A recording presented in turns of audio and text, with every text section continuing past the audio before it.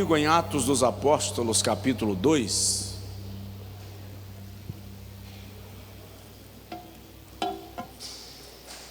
Analisando friamente, nem precisaria abrir mais, né? Mas vamos lá, Atos 2, 42 e 43. Atos dos Apóstolos, capítulo 2, versículo 42 e 43. Quem encontrou e pode dizer amém? Vamos juntos? E perseveravam na doutrina dos apóstolos e na comunhão e no partir do pão e nas orações. E em toda a alma havia temor, e muitas maravilhas e sinais se faziam pelos apóstolos. Você pode dizer amém? Senta um pouquinho, por favor. Nós vamos refletir um pouco na palavra de Deus.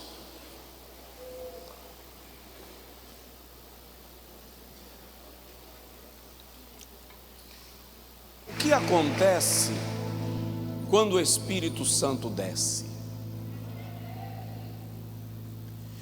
Quais são os sinais de que a descida do Espírito Santo gerou em nós alguma mudança, alguma experiência? O que marca uma igreja cheia do Espírito Santo? Nós estamos, acho que há 24 ou 25 semanas desse texto. E se deixar, a gente vai mais algumas.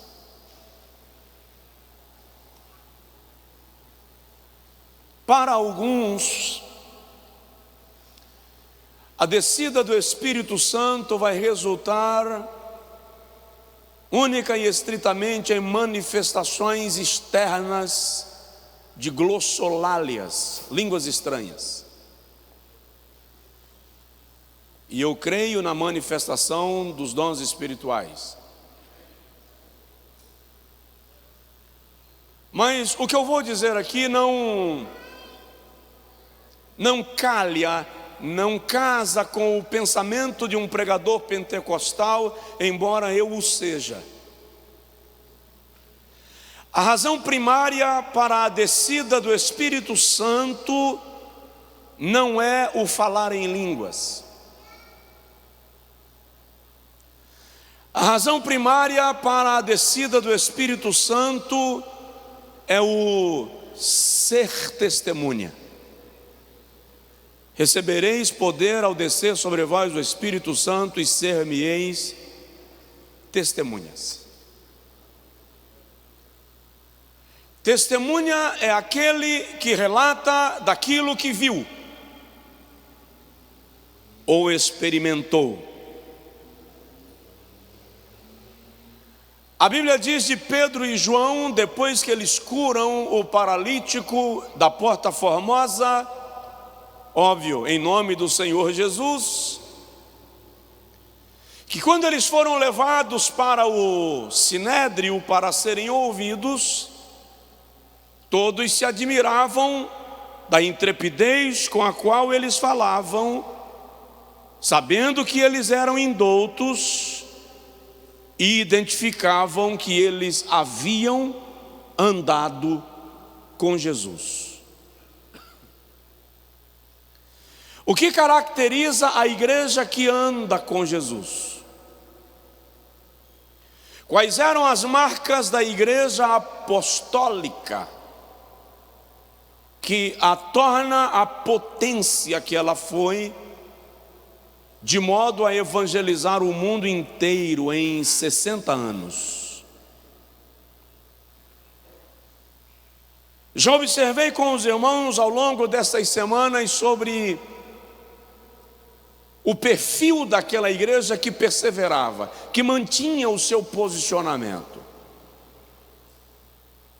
E perseverava na doutrina, na comunhão, no partir do pão, nas orações e no temor.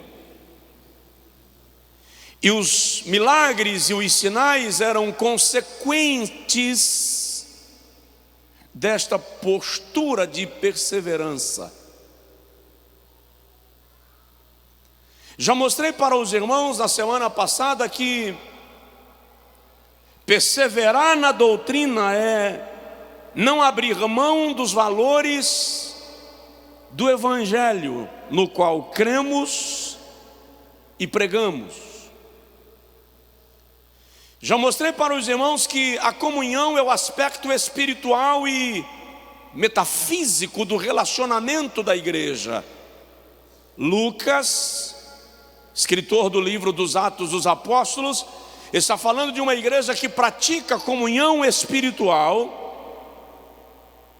e que manifesta esta comunhão na mesa, no partir do pão. Então, enquanto a comunhão é o aspecto espiritual desta vida relacional da igreja, o partir do pão é o aspecto prático do relacionamento cristão. E semana passada, falando um pouco sobre o partir do pão, eu disse aos irmãos que partir o pão é fazer o bem aos domésticos na fé, é atentar-se para a necessidade daqueles que nós chamamos de irmãos. Se a tua necessidade não me incomoda, podendo eu resolvê-la, há uma grande probabilidade que o meu cristianismo seja meramente nominal. Se a tua necessidade não me incomoda, podendo eu resolvê-la, há uma grande probabilidade de que o meu cristianismo seja apenas nominal. E aí a Bíblia nos admoesta, eu citei as referências, que nós devemos fazer o bem principalmente, ou primeiramente, aos domésticos na fé.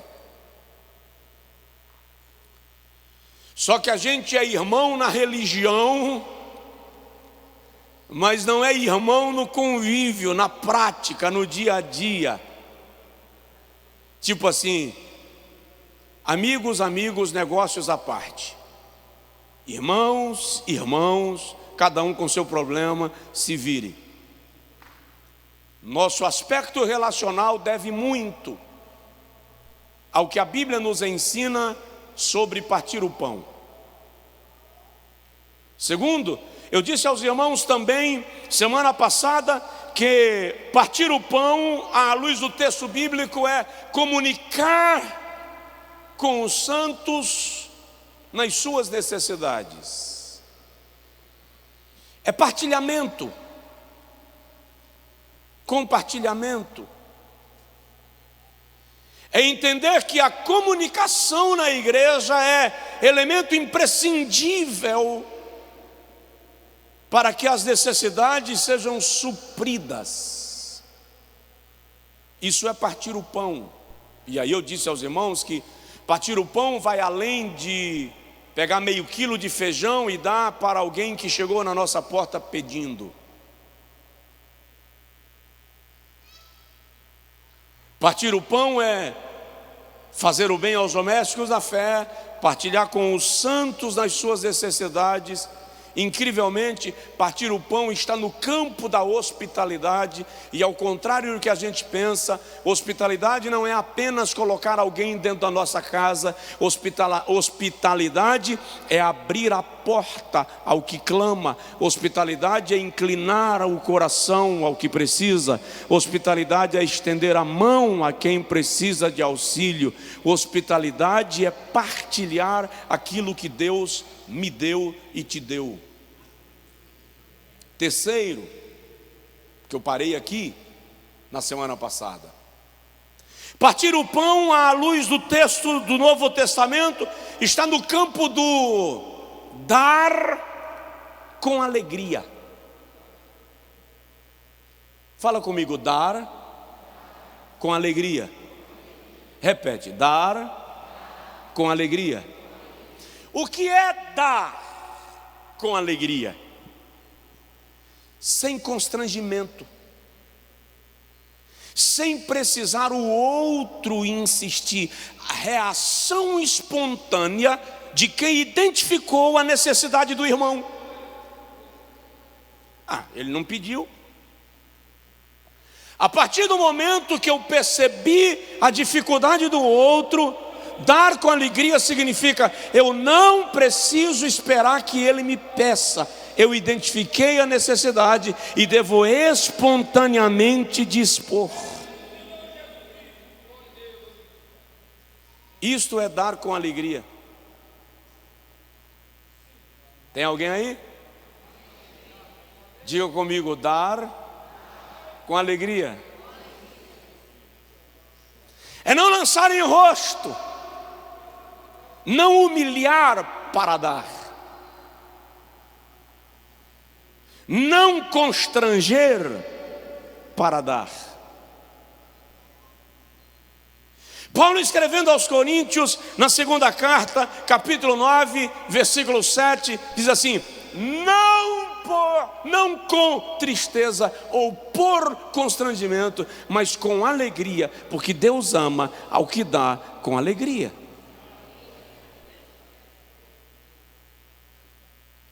Há uma resposta automática do céu àquele que reage espontaneamente, com cuidado e desvelo, à necessidade do outro. Jesus trata disso quando fala de si mesmo. Em Mateus 20, 28, ele diz assim: esse é o sangue derramado por muitos que eu darei em resgate. E o dar que Jesus usa ali é ato espontâneo. Eu estou me dando.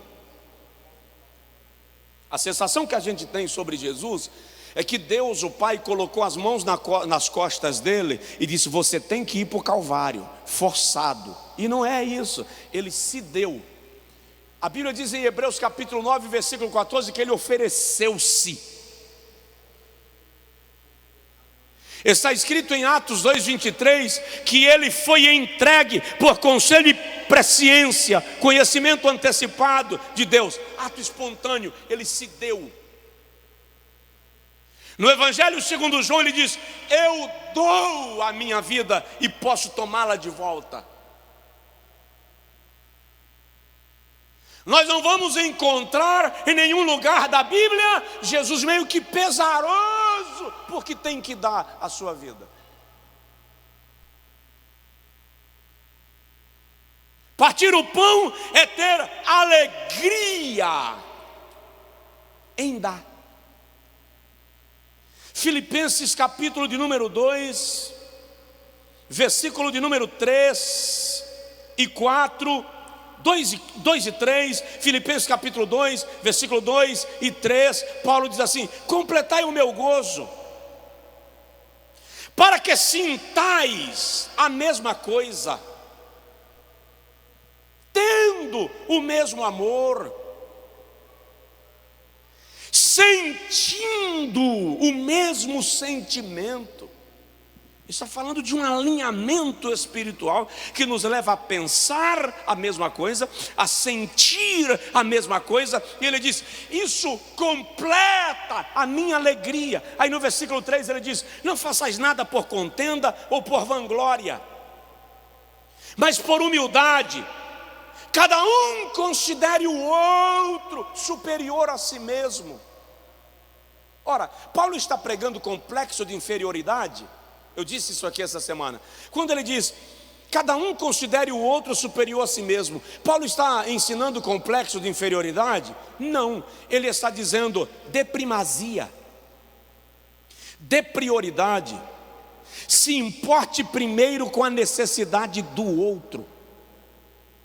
Aí Paulo dá para nós um exemplo que a gente lê sempre, cita sempre, dá sempre glória a Deus, mas não faz o contexto para entender o que ele está dizendo. Ele diz: de maneira que haja em vós o mesmo sentimento que houve também em Cristo Jesus. A que sentimento ele está se referindo? Ao sentimento de Jesus, que nos coloca como prioridade, esvaziando-se a si mesmo, não levando em consideração o fato de ele ser igual a Deus. Ele assume a forma humana e, achado na forma humana, assume a condição de servo. Tudo isso nos colocando em primazia, tudo isso por nossa causa. Aí Paulo diz: e se submete à morte, e morte de cruz. Tudo isso por nossa causa, nos colocando em primeiro lugar. Não pensou nele mesmo, não se deteve à sua posição, ao seu lugar, à sua natureza. Aí Paulo diz: ele esvaziou-se a si mesmo, pelo que também Deus o exaltou soberanamente e lhe deu o nome que está acima de todo nome, para que ao nome de Jesus se dobre todo o joelho dos que estão nos céus, na terra e debaixo da terra, e toda língua confesse que Jesus Cristo é o Senhor, para a glória de Deus Pai. Então,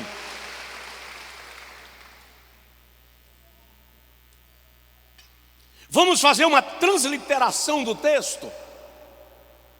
Paulo está dizendo: tomai por exemplo para vós o Senhor Jesus, que mesmo sendo Deus, não se orgulhou de ser Deus, mas esvaziou-se a si mesmo, dando primazia à tua necessidade, dando primazia a você. E quando ele se esvaziou da sua natureza de Deus, ele tornou-se homem, submetido a todas as limitações da natureza humana, foi servo e aceitou morrer na pior morte, a de cruz, para nos dar o mesmo sentimento de que nós devemos dar primazia aos nossos irmãos. E Jesus fez tudo isso com alegria. Exemplo: alguém me pediu uma ajuda, aí eu vou lá em casa, tem alguém que está precisando de um auxílio, por exemplo, para o almoço de hoje, não tem comida. Ah, tá, eu vou te ajudar, tá, espera só um pouquinho. Aí eu chego lá no armário e eu pego tudo aquilo que eu comprei na feira, mas eu não olhei a data de validade. Só depois que eu cheguei em casa eu vi que estava vencido. Então é isso que eu vou dar para o irmão. Afinal de contas eu estou dando. Cavalo dado não se olha os dentes. Dar com alegria é chegar no meu armário e pegar o que eu tenho de melhor, aquilo que eu participo na minha mesa e sirvo a minha casa, é o que eu vou partilhar contigo. Isso é dar com alegria.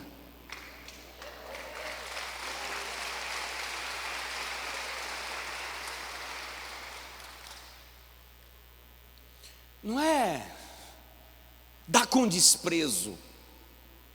Então eles perseveravam no partir do pão, e no partir do pão eles perseveravam e davam com alegria, de modo, o apóstolo Pedro nos dá uma orientação na primeira epístola, capítulo 4, versículo 10. Achei esse texto extraordinário, de uma lição de vida espetacular, espiritual e ministerial.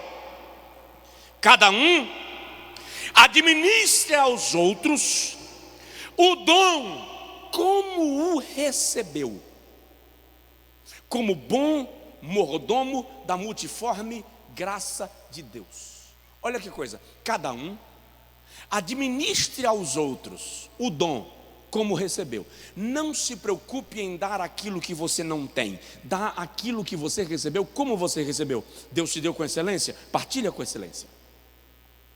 Aí Pedro diz assim: como bom mordomo. Mordomo é gerente, dispenseiro, aquele que cuida da dispensa. A expressão bíblica indica aquele que gerencia um negócio. Deus pegou um patrimônio e te entregou dons, talentos, ministre aos outros como Deus te deu. Aí Pedro diz, entendendo que assim se manifesta a multiforme graça. Deixa eu abrir um parêntese para falar sobre isso aqui.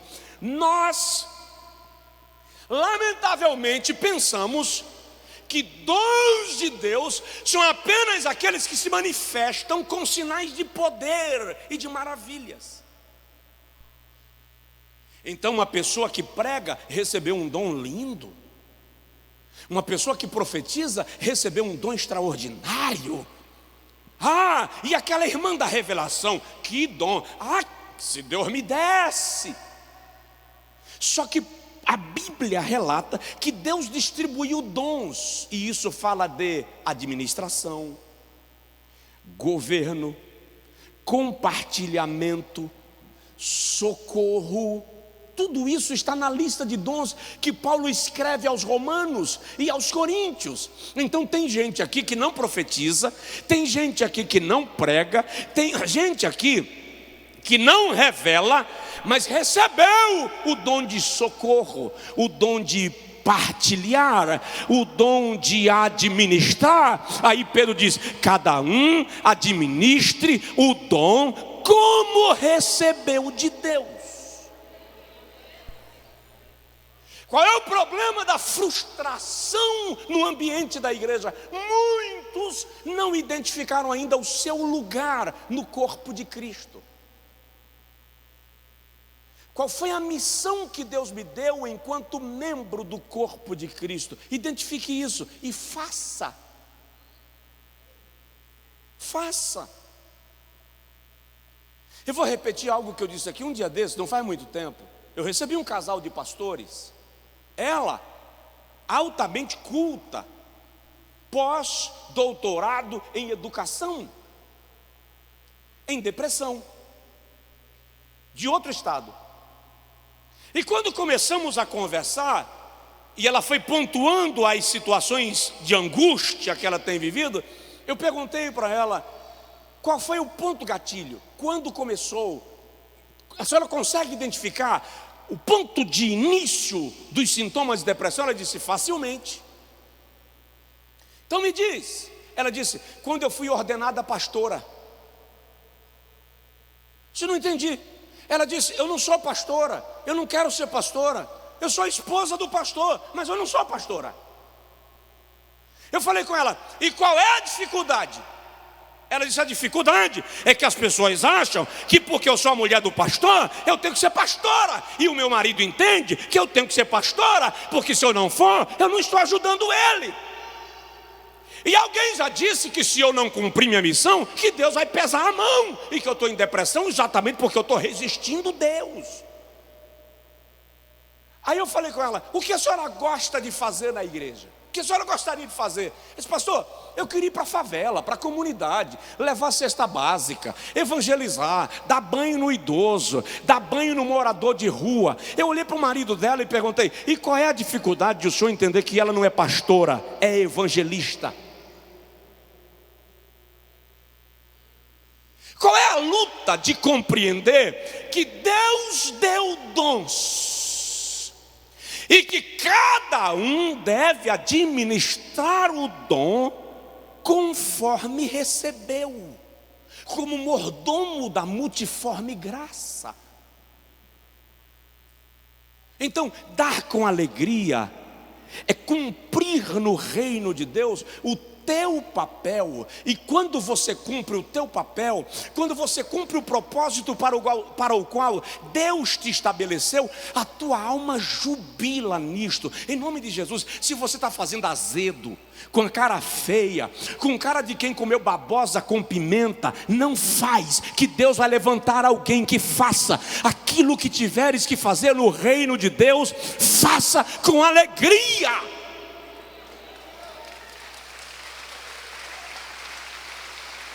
Ei, isso aqui não é um reino de escravos, é um reino de filhos e filhas de Deus. Então, partir o pão é dar com alegria. Você tem prazer em servir? Sirva. Precisa humilhar a pessoa para servir depois? Muito obrigado pelo seu serviço, vá embora com a humilhação. Não precisa humilhar, porque às vezes a humilhação piora o estado do indivíduo. Então nós precisamos aprender que partilhar é dar com alegria. Estenda assim a sua mão comigo, por favor, e diga assim: Senhor, faz das minhas mãos mãos que abençoam.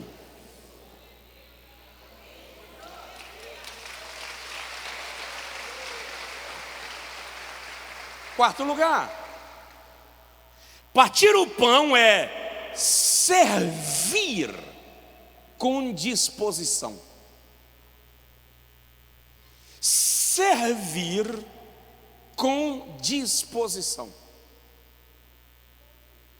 O escritor aos Hebreus, no capítulo 6, versículo 10, diz assim: Deus não é injusto para esquecer o serviço com o qual o servistes e ainda o servis. Só que Paulo, escrevendo aos Romanos, no capítulo 12, versículo 10, 11, diz assim: sede fervorosos do Espírito, servindo ao Senhor. Diz que um pastor chegou na igreja e anunciou que ia pintar a igreja. E o irmão se apresentou: pastor, eu sou pintor, eu trabalho, eu sei pintar. E o pastor disse: meu irmão, então vamos fazer o seguinte: essa parede aqui vai ser pintada de branco, está aqui a tinta, todo o material. Aí está o irmão lá pintando assim: mais perto quero estar. Quando o pastor viu, o pastor disse: não, meu irmão, não é assim, é assim, ó: eu quero trabalhar para meu Senhor.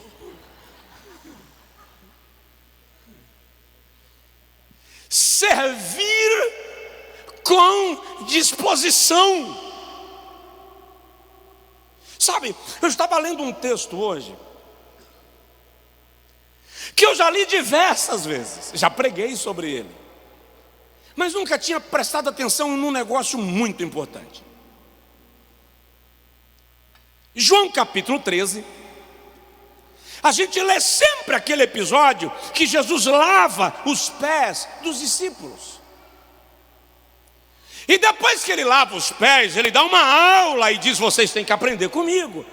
Mas vamos ler o início do texto. Olha o que o versículo 2 a 5 diz, ó: e acabada a ceia, o diabo já havia posto no coração de Judas Iscariotes, filho de Simão, que traísse a Jesus.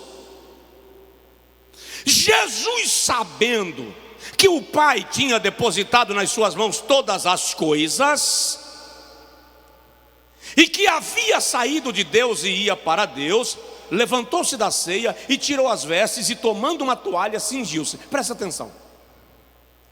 O ambiente de traição está armado. O clima de hostilidade está montado. Já há um clima de angústia e de apreensão. O diabo já havia posto em Judas a decisão de trair a Jesus. Como é que você reage quando você está num ambiente que você percebe que o ambiente é hostil? Quando você está num ambiente que você percebe traição, ou se a gente for baiano, a gente diz trairagem. Quando você está num ambiente de traição, a primeira coisa que você faz é se armar, se retrai, se contrai, a pupila dilata, a ponta dos dedos fica mais fria. A depender do nível do estresse, um pouco de sudorese. E você está atento, olhando para tudo e para todos, e você não fala nada, porque você sabe que qualquer coisa que você falar pode instigar um estopim. Jesus está num ambiente de traição, e em vez de se armar, Em vez de se preparar para o contra-ataque, quando o servo vem para lavar os pés dos convidados, Jesus se levanta, toma a toalha do servo, pega a bacia e começa a lavar os pés de cada um. Oh, que reação contrária! Oh, que diferente! Ele se dispõe a fazer o serviço do escravo da casa. Quando chega em Pedro, obviamente, Pedro não entende nada e fala assim: o senhor não vai lavar meus pés? O que é isso? Jesus diz: ô Pedro, se eu não lavar teus pés, você não tem parte comigo. Pedro diz: ah, é? Então dá banho. Lava o corpo. Jesus disse: não, Pedro, o corpo inteiro não, basta os pés, porque eu estou fazendo isso para dar a vocês uma lição. Se eu, o Senhor, vos lavei os pés, assim vocês devem fazer, servindo uns aos outros. No ambiente de traição, em vez de Jesus se tornar agressivo, em vez de Jesus manifestar irritabilidade, ele manifesta disposição de servir. Por isso que a Bíblia diz assim: se o teu inimigo tiver fome, dá-lhe de comer. Se tiver sede, dá-lhe de beber. Se o teu inimigo brigar contigo por causa do teu paletó, entrega o colete também. E se ele quiser que andes contigo 1 milha, vai 2. E se te ferir a face, oferece a outra. Jesus está falando num ambiente de completa hostilidade, porque Roma dominava a Palestina. Os soldados romanos fustigavam os judeus. A revolução, os focos de revolução estão acontecendo, e dentro do grupo apostólico tem gente que defende a revolução política e militar. Aí Jesus diz: em vez de devolver a ferida, oferece a outra face. O discurso de Jesus é ridículo naquele cenário, não cabe naquele ambiente. Mas Jesus está dizendo: se você quiser suplantar a fúria do teu inimigo, não ofereça a ele espada pela espada, ofereça a ele a outra face. E é interessante que mais tarde a psicologia vem dizer que oferecer a outra face a quem te agrediu é muito mais avassalador do que devolver o soco. Porque quando você devolve o soco, você dá a ele, você aciona nele a chamada lei da compensação. A balança está equilibrada, eu bati, mas ele bateu também, equilibrou a balança. Mas quando você oferece a outra face, você desarma a lei da compensação e manifesta para ele um espírito de humildade. Olha para mim, que só pode ser reflexo de Cristo na minha vida e na sua vida. Porque oferecer a outra face é reflexo de Cristo. Então Jesus está ensinando aqui que se nós queremos partir o pão, nós precisamos ter disposição de servir. Não espere que o outro peça se você percebeu. Eu já vi pregador dizendo que José chegou no Egito como escravo e de repente era governador. Bom, primeiro, ele não era governador. Se você atualizar a linguagem, ele é um primeiro-ministro, ele é um chefe de Estado. Segundo, não foi de repente. O cara chegou no Egito com aproximadamente 16, 17 anos, e quando ascendeu ao trono ele tem acima de 30. Se você me disser que 13, 14 anos de escravidão, prisão, calúnia, chicote, perturbação no juízo e os irmãos querendo matar é de repente, que Deus lhe ajude. Agora, qual é o segredo de José? Se o irmão lê Gênesis 37, a Bíblia diz assim: José servia a seu pai. Se você lê Gênesis 39, diz assim: José servia a Potifar. Se o irmão lê Gênesis 40, diz assim: José servia ao carcereiro. Se você ler Gênesis 41, diz assim: José servia ao faraó. E se você ver o resto da história, você vai ver José servindo aqueles que lhe venderam como escravo. O segredo do sucesso de José é servir. E deixa eu te dizer uma coisa: não há promoção para o servo. A maior promoção que um servo pode ter é o título de mais servo ainda. Deus nunca vai te promover da posição de servo. Nós fomos chamados para servir. Partir o pão é servir com disposição. Tem alguém que pode dizer amém? Diz assim comigo: Senhor, me faz mais servo.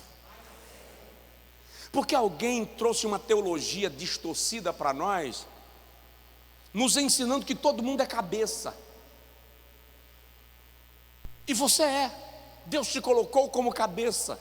Mas presta atenção: quem mais serve ao corpo é a cabeça. É ela quem dá as coordenadas.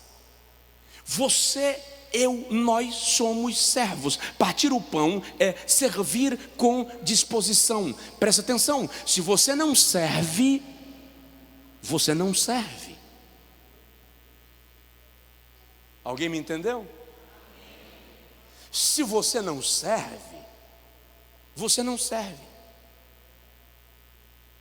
Vamos terminar? Diga amém. Último lugar: partir o pão é reconhecer a linguagem de Jesus.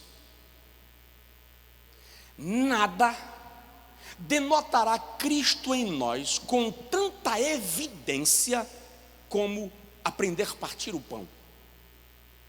Esta é a linguagem do mestre. Vou te dar um exemplo e depois cito duas ou três referências e a gente ora. Caminho de Emaús, domingo da ressurreição. 2 discípulos frustrados estão voltando para o interior. Eles conversaram, eles caminharam com Jesus há algum tempo. Eles tinham expectativa que Jesus iria restaurar o reino de Israel. Mas, sexta-feira ele foi crucificado, foi enfiado numa rocha e sepultado, e uma pedra foi colocada na frente, e os guardas estão lá. Que frustração, que fora a gente deu. Como é que a gente pensou que seria diferente? E eles vão conversando, quando um estranho entra na conversa. Sobre o que vocês estão conversando? O nível de estresse está alto. E eles dizem: você é forasteiro em Israel e não sabe das coisas que aconteceram? O assunto que todo mundo fala? E o estranho pergunta assim: quais coisas? E eles disseram: sobre Jesus de Nazaré, varão aprovado por Deus com sinais e maravilhas, que Deus operou por meio dele, no meio do povo. E como os judeus o entregaram à morte pelas mãos dos romanos. É bem verdade que ele disse que haveria de ressuscitar. Tem até umas mulheres que falaram que foram no túmulo, o túmulo estava vazio, mas a gente não tem lá muita certeza. Presta atenção: de Jerusalém para Emaús dista aproximadamente 8 quilômetros. Se você andar muito lentamente, 8 quilômetros você vai fazer em 2 horas, 2 horas e meia. Eles saíram pela manhã e só chegaram em Emaús à noite. O que tornou essa viagem tão longa? Jesus começou a falar com eles assim: ó lerdos, nécios de coração, tardios em aprender, lerdos, dementes. Vocês não prestaram atenção no que eu disse? que o Filho do Homem deveria padecer, mas ao terceiro dia ressuscitaria. Aí a Bíblia diz que Jesus abriu para eles. Abrir ali é explicar, é esmiuçar. Sabe quando você vai fazer estrogonofe de frango, que a senhora desfia o frango? Quando vai fazer lasanha com recheio de frango e desfia o frango, abrir as escrituras ali é desfiar. Jesus esmiuça a lei, o Pentateuco, os profetas maiores, os profetas menores e os salmos. Jesus dá uma aula para eles. Até então eles não reconheceram que era Jesus. Quando chegam em Emaús, já é noite, e o estranho faz de conta que vai passar direto, e eles dizem: fica, pousa aqui, já é tarde, amanhã você segue viagem. O estranho aceitou o convite. Quando se assentaram à mesa, o visitante agradece pelo pão. Aí o visitante pega o pão, e a Bíblia diz que Jesus, tomando o pão e havendo dado graças, partiu. Foi quando Jesus partiu que diz assim: e eles então o reconheceram. Versículo 30 e versículo 31. Quando Jesus partiu o pão, os apóstolos o reconheceram. A linguagem de Jesus é partir o pão. Quando ele quis se dar a conhecer àqueles que estavam encegueirados de angústia, ele partiu o pão. O que te identifica com Jesus é a disposição de partir o pão.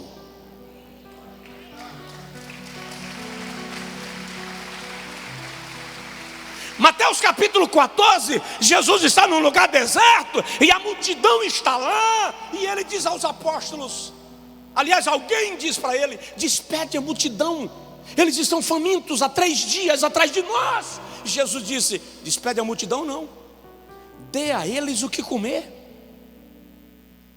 Alguém chega e diz: Senhor, nem 300 denários daria para pagar comida para tanta gente. O que é que Jesus faz? Alguém chega, Filipe, com um menino e diz: tem aqui um menino que traz na mão 5 pães, 2 peixinhos. Aí Jesus diz assim: manda a multidão sentar em grupo de 50 e 100.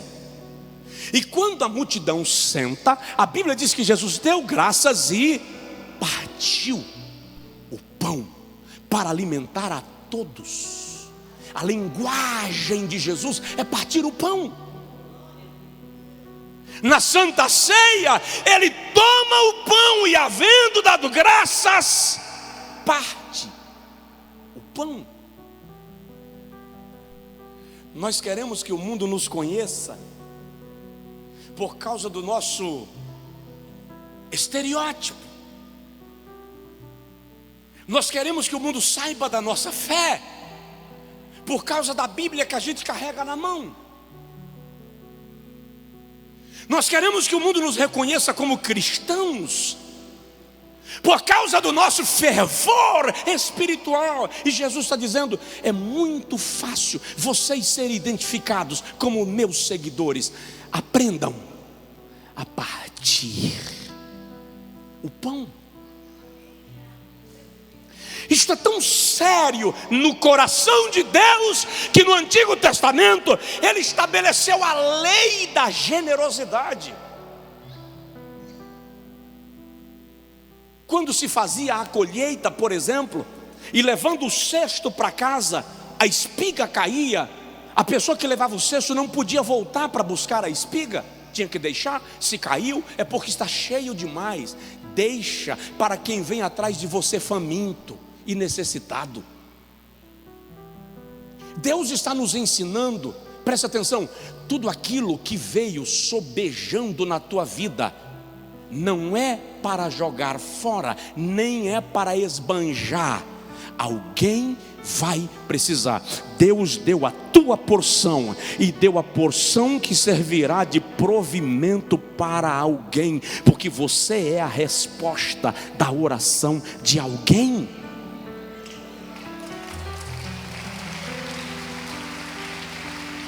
Fica de pé, por favor. Conta-se. Semana que vem a gente continua. Não sei se a gente continua partindo o pão ou se a gente já vai para as orações, mas vamos lá. Conta-se que Mahatma Gandhi, Eu quero que você ouça isso. Preste atenção, irmão. Eu não sei quanto tempo nós estaremos na terra. E eu não sei por quanto tempo Deus permitirá a cada um de nós estar aqui. Mas eu sei que se nós quisermos viver cristianismo, primeira coisa que nós temos que fazer é parar de misticismo e entrar na prática da vida cristã. Qualquer manifestação extraordinária de poder é vazia se ela não for preenchida da disposição de cumprir princípios espirituais que envolvem o próximo. E um biógrafo conta que Gandhi, quando jovem, estudando em Londres, decidiu conhecer as religiões do Ocidente.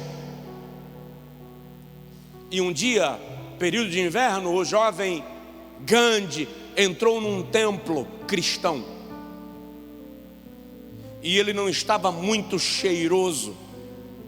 E quando ele sentou numa cadeira ou num banco, acolchoado, as pessoas que estavam naquela fileira saíram todas, se afastaram, foi cada uma para um lugar diferente.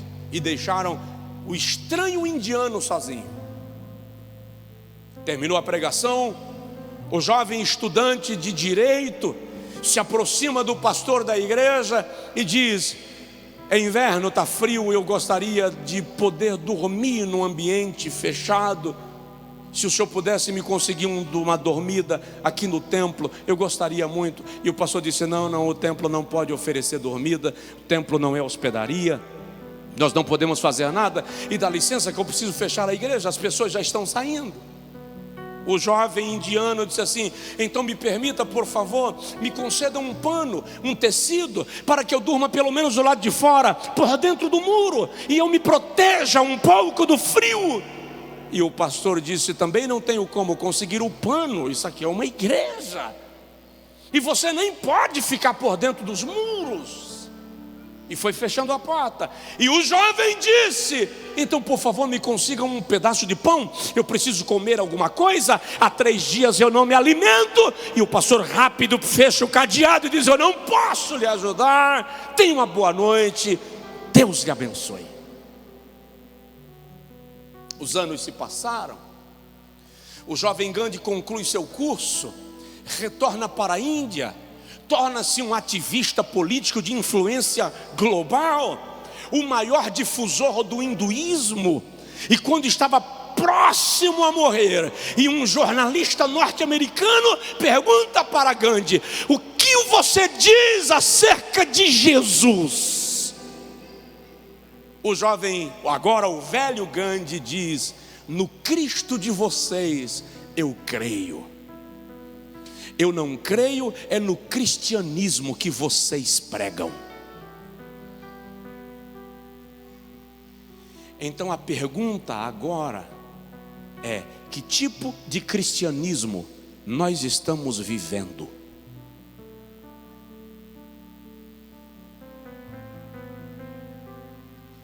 Que tipo de fé nós estamos professando? Que tipo de vida cristã nós estamos praticando? Espera, tem alguém aí? Estou sendo muito agressivo? Está sem graça? Está chato? Está confrontador? Mais ou menos.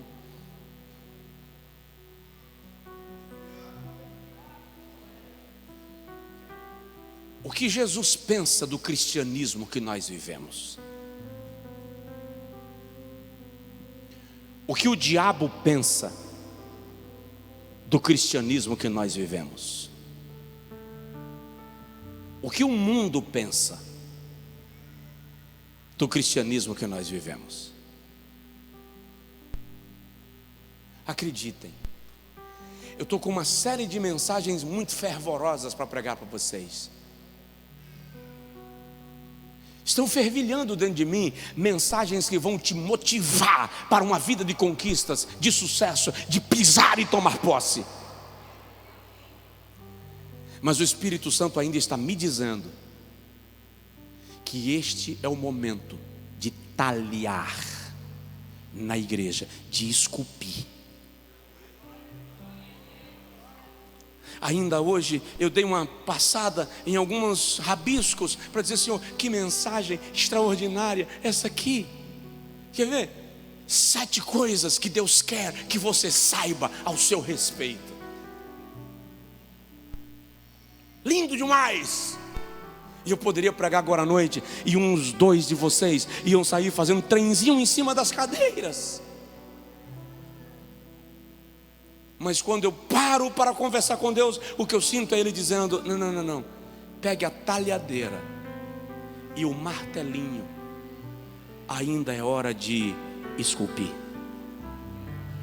Nós estamos esculpindo a igreja que seremos, e a igreja que seremos é uma igreja que persevera na doutrina, na comunhão, no partir do pão, nas orações e no temor. Eu quero que você vá para casa hoje pensando no cristianismo que nós estamos vivendo, porque o mundo não precisa de uma igreja que é meramente religiosa. O mundo precisa de uma igreja que faz a diferença na prática do partir do pão, que traduz a linguagem de Jesus. Ore comigo agora e diz para Deus: me ensina isso. Diz para Deus: me revela isto. Diz para Deus: eu quero entender sobre isso na prática. Eu quero ser bênção na vida de alguém. Eu quero ser instrumento do céu na vida de alguém. Eu quero estar no lugar que o Senhor determinou que eu esteja, para que eu seja a resposta da oração de alguém. Senhor, em nome de Jesus, Tua palavra está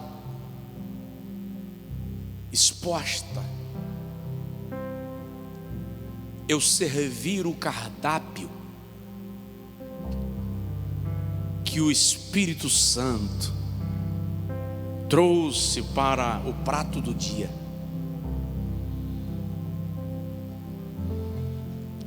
E o cardápio, Senhor, confronta o nosso exclusivismo. O cardápio confronta o nosso comodismo. Às vezes, nossa hipocrisia, e nos desafia, Senhor, para sairmos desse religiosismo barato que mede as pessoas pela aparência, que julga as pessoas, e nos colocar na condição daqueles que estendem a mão, porque o Senhor nos estabeleceu como luzeiros no mundo, como sal da terra. Usa-nos e faz a gente perceber que nós não estamos sendo usados por Ti da maneira mais poderosa quando estamos dando ordem ao paralítico para que ande. Nós estamos sendo usados por Ti da maneira mais poderosa quando dizemos à alma abatida que se levante, quando nos tornamos voz profética para aquele que desanimou. Desmonta toda a estrutura espiritual que se opõe à vida cristã, à luz do texto que nós estamos refletindo, e nos transforma. Agora diga para o Senhor: usa-me, usa-me.